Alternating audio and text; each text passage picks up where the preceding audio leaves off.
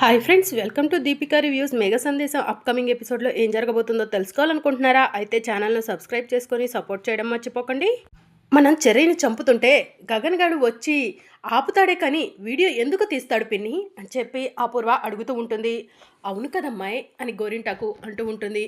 అంటే ఇదంతా పెద్ద స్కెచ్ ప్రకారమే జరిగింది అని అపూర్వ అంటూ ఉంటే, అంటే చెర్రీ చచ్చిపోలేదంటావా మమ్మీ అని నక్షత్ర అడుగుతూ ఉంటుంది. ఇప్పుడు మనం ఉన్న పరిస్థితిలో వాడు చావకపోవడమే మంచిదే. వాడు చచ్చాడంటే మీ డాడీ అసహించుకొని మనల్ని పోలీసులకు పట్టిచ్చేస్తాడు. వాడు బ్రతికుండాలని కోరుకుందామే అని అపూర్వ అంటూ ఉంటుంది.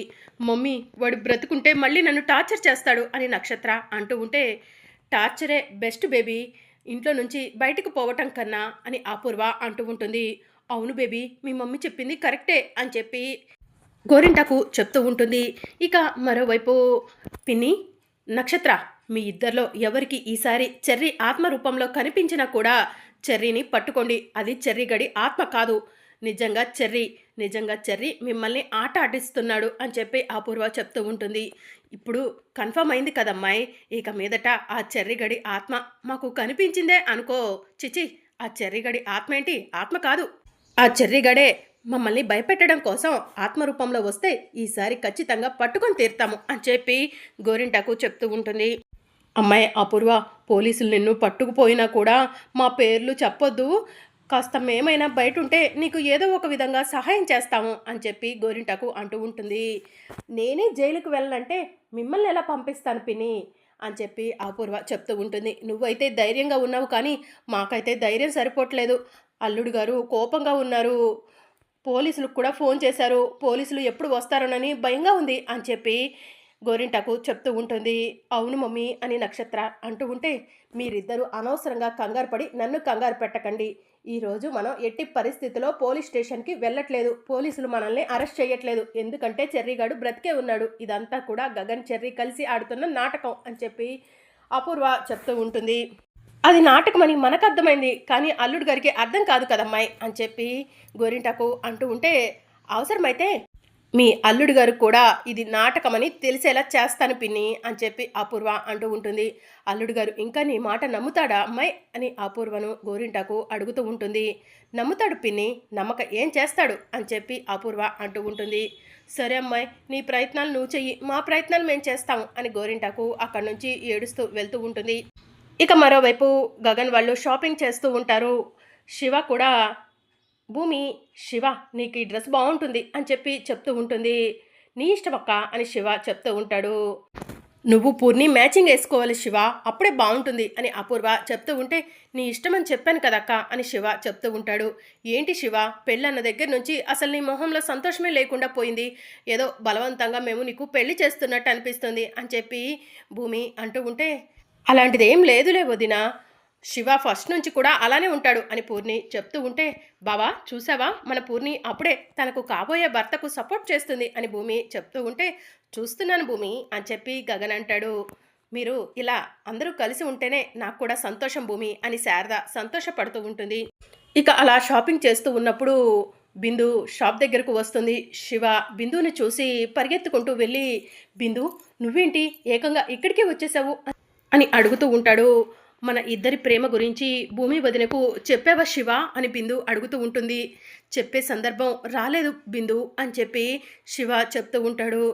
సందర్భం ఏంటి శివ, పెళ్లి బట్టలు కూడా కొనేస్తున్నారు, ఇంకా పెళ్ళికి ఎక్కువ రోజులు సమయం లేదు, ఈ సమయంలో నువ్వు ఇంకా సమయం రాలేదంటున్నావేంటి అని చెప్పి బిందు అడుగుతూ ఉంటుంది. అక్క బావ చాలా సంతోషంగా ఉన్నారు, ఇప్పుడు నా ప్రేమ గురించి బావకు తెలిస్తే అక్కను దూరం పెడతాడేమోనని భయంగా ఉంది బిందు అని శివ చెప్తూ ఉంటాడు. అంటే మీ అక్క బావ సంతోషం కోసం మన ప్రేమను త్యాగం చేద్దామంటున్నావా శివ అని బిందు అడుగుతూ ఉంటుంది.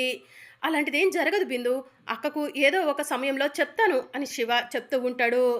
శివ, నువ్వు మీ అక్కకు నిజం చెప్పకపోతే మన ఇద్దరిది ఇదే లాస్ట్ హగ్గు అని చెప్పి శివని బిందు గట్టిగా హగ్ చేసుకొని ఏడుస్తూ ఉంటుంది.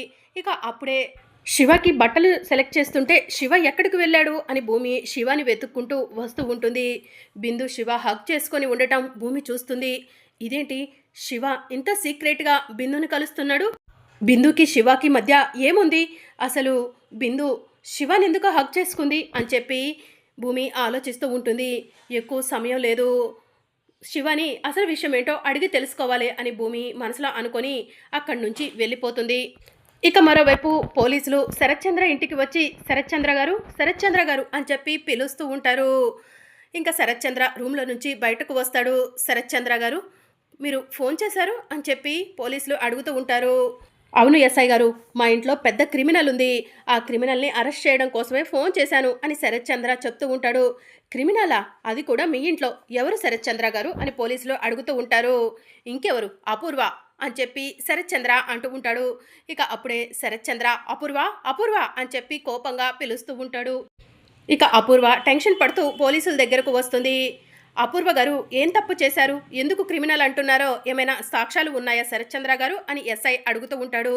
సాక్ష్యం చూడండి అని శరత్చంద్ర తన ఫోన్లో ఉన్న వీడియోని పోలీసులకు చూపిస్తూ ఉంటాడు. పోలీసులు వీడియోని చూసి షాక్ అయ్యి అపూర్వ గారు మర్యాదగా మాతో పాటు రండి అని చెప్పి అంటూ ఉంటారు.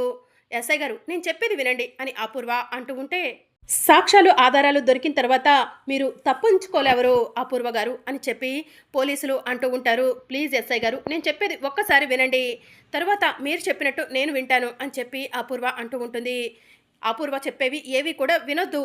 అపూర్వ నా కొడుకు చెర్రీని నిజంగానే చంపేసింది అని చెప్పి కృష్ణప్రసాద్ కోపంగా వచ్చి చెప్తూ ఉంటాడు.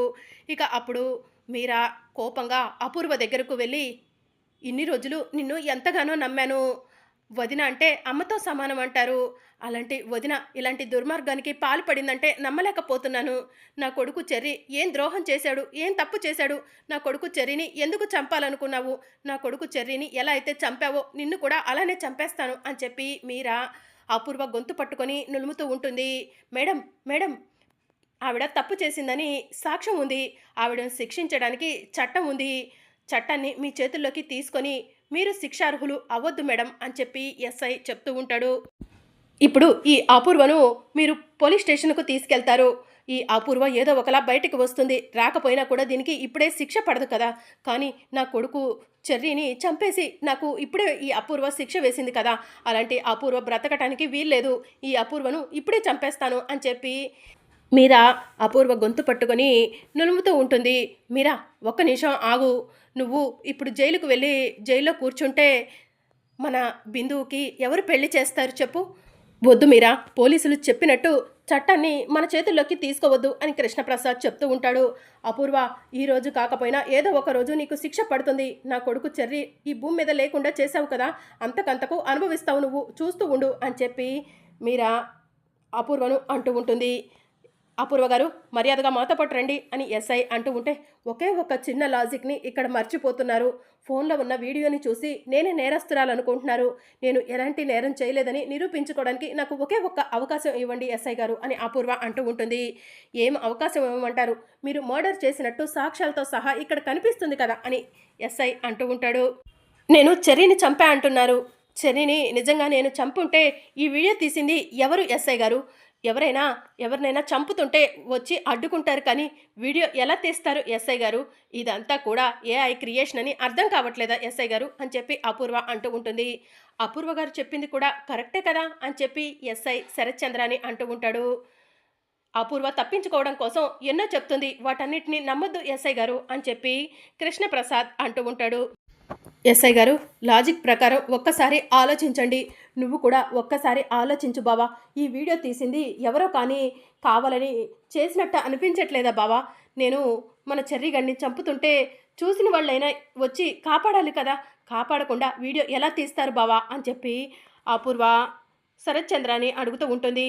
ఇప్పుడు ఏమంటావు, ఇది ఏఐ క్రియేషన్ అంటావు అంతేనా అని చెప్పి శరత్చంద్ర అడుగుతూ ఉంటాడు. అవును బావా, ఇదంతా ఎవరో కావాలని కుట్ర పన్ని చేసినట్టు అనిపిస్తుంది బావా అని చెప్పి అపూర్వ చెప్తూ ఉంటుంది. ఎస్ఐ గారు ముందు ఇది ఏఐ క్రియేషనో లేకపోతే రియల్ వీడియోనో తెలుసుకోండి, అపూర్వనే మా చెర్రీని చంపిందని తెలిస్తే అప్పుడు అపూర్వను వదిలిపెట్టొద్దు అని చెప్పి శరత్చంద్ర చెప్తూ ఉంటాడు. ఒక గంటలో ఇది ఏఐ క్రియేషనా లేకపోతే ఒరిజినల్ వీడియోనో తెలుసుకొని వస్తాము శరత్చంద్ర గారు అని ఎస్ఐ చెప్తూ ఉంటాడు. సరే ఎస్ఐ గారు అని శరత్చంద్ర అంటాడు. అపూర్వ నువ్వు తప్పించుకోలేవు, నా కొడుకు చెర్రీ నీ వల్లే చనిపోయాడు అని కృష్ణప్రసాద్ అంటూ ఉంటే ఇంకా అపూర్వ కోపంగా రూమ్లోకి వెళ్తుంది. అమ్మాయి ఇప్పుడు ఏం చేద్దాం? గంట తర్వాతైనా మనం అరెస్ట్ అవ్వాలి కదా అని చెప్పి గోరింటాకు అంటూ ఉంటుంది. ఇల్లంతా జల్లెడ పడదాం, చెర్రిగడు ఎక్కడ ఉన్నా వెతికి పట్టుకుందాం అని చెప్పి అపూర్వ చెప్తూ ఉంటుంది. ఇక మరోవైపు భూమి వాళ్ళు ఇంటికి వస్తారు. అమ్మ భూమి, తొందరగా ఫ్రెష్ అయ్యి రండి, వంట చేస్తాను, భోజనం చేద్దాం, పొద్దునెప్పుడో షాప్కి వెళ్ళాము అని శారద చెప్తూ ఉంటే, సరే అత్తయ్య అని చెప్పి భూమి అంటుంది. ఇంకా శివ కూడా తన రూమ్లోకి వెళ్తూ ఉంటే, భూమి, ఒరే శివ, నీతో ఒక ముఖ్యమైన విషయం మాట్లాడాలి అని చెప్పి అంటూ ఉంటుంది. ఏంటక్క అని చెప్పి శివ అడుగుతూ ఉంటాడు.